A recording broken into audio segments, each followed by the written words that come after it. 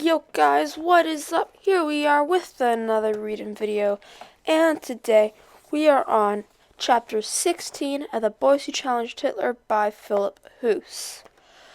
So today is going to be a shorter video because chapter 16 is decent, is a smaller size, but 17 is absolutely humongous, so I don't want to have a 30-minute long video because that serves no purpose, that takes too long.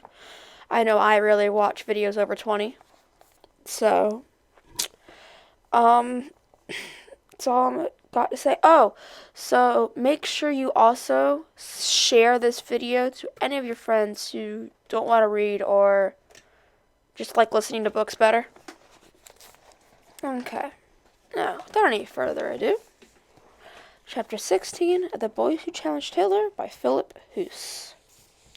First Hours of Freedom. On May 27, 1944, Nudd and Jens Peterson were released from Nyborg State Prison.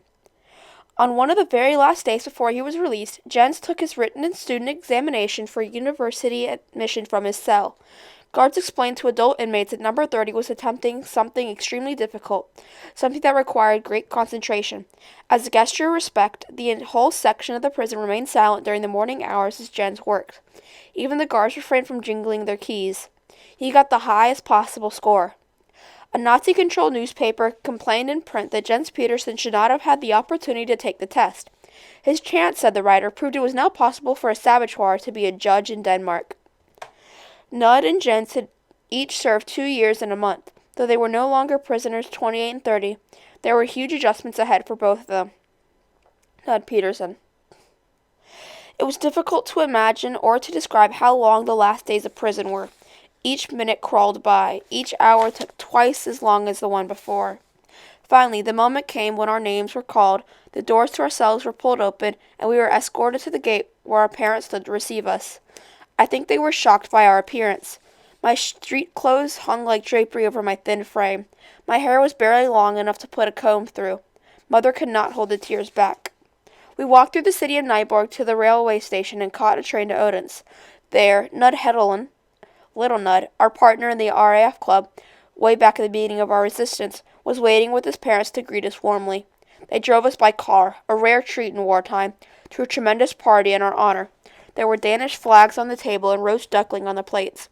Best of all were ripe, homegrown garden tomatoes, specimens so rich and abundant that Jens and I, after 2 years of bread and porridge, spent much of our first free night rushing back and forth to a toilet.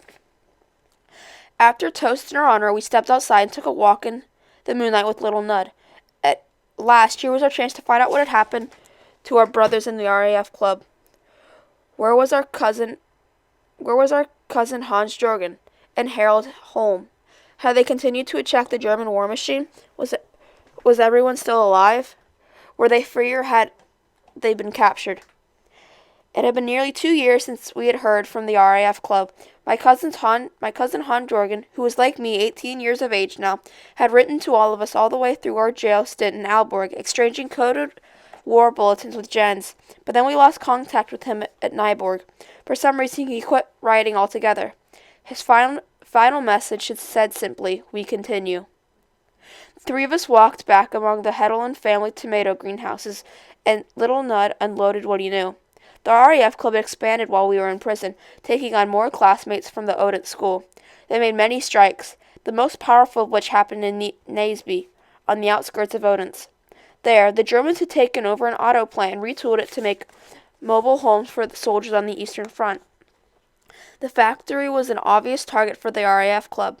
They chose the night of the Hans Christian Andersen Nightingale Festival to attack, on an evening when Odense's entire population was absorbed in celebrating Denmark's most famous author. Several RAF club boys, one of them Hans Jorgen, had entered the factory from the rooftop and discovered a treasure of combustible materials, paint thinner, paint itself, and best of all, gas bottles. What a gift they could make for the Third Reich. They piled up some rags, soaked them with gas, and climbed a ladder they had placed back up onto the roof. From the roof, they tossed a match or a lighted rag. Then they tossed a match or a lighted rag. Then they dropped to the ground and took off running. In a matter of moments, a mighty explosion shook the building. The other party guests were calling for us to go back inside, but this was too important.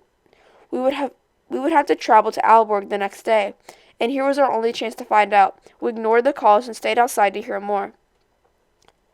Nut Heddleton told the Petersons that when the members of the RAF club turned 18, some wanted to go to England and enlist with British forces. But that wasn't easy.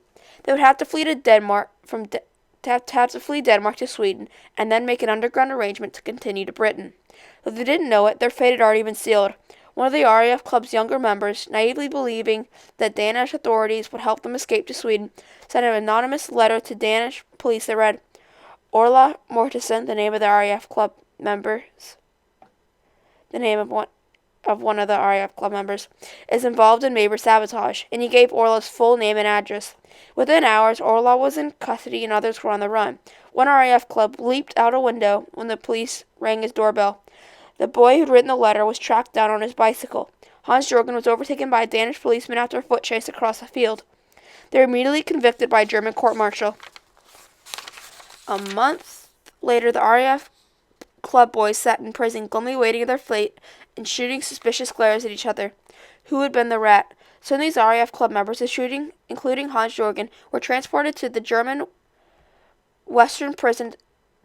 German-run Western prison in Copenhagen, and a special wing reserved for political prisoners, those convicted of committing acts of resistance.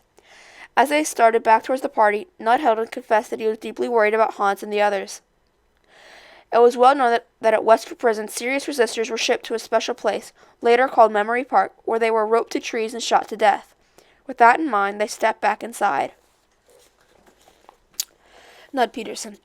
We sat back down at the table to listen to more speeches and accept more tributes to our courage, but little Nud's report had pulled us back into a reality that, closeted as prisoners, we had not faced in a long time. We were still occupied by an enemy. We were still at war. After the final speech and the last toast, I was shown by my host to my bedroom. I closed the door and lay down on my bed, head pounding. For the first time in years, I was lying in a room whose windows had no bars. It was like a new life.